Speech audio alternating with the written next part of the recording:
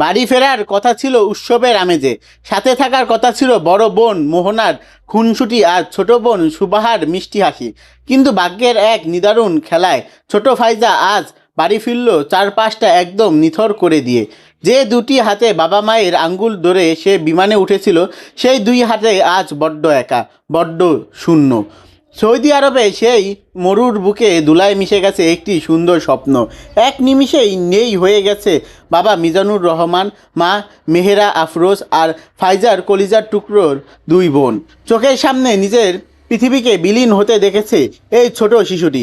অথচ তার এই ছোট কাঁধ কি এত বিশাল শোকের ভার বহন করতে পারে? বাড়ির উঠানে আজ হাজারো মানুষের ভিড়, সবার চোখে জল, সবার কণ্ঠে শোক, কিন্তু সবার মাঝে থেকেও ফাইজা যেন এক বিচ্ছিন্ন দ্বীপের মতো।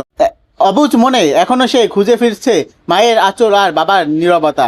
সে এখনো বিশ্বাস করতে পারছে না সবাই তাকে ফেলে অনেক দূরে একা না ফেরা দেশে চলে গেছে।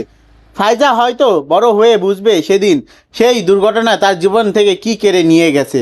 কিন্তু আজকের এই মুহূর্তে তার কান্না ভেজা নীরবতা আমাদের মনে করিয়ে দেয় জীবনের কতটা অনিশ্চয়তা।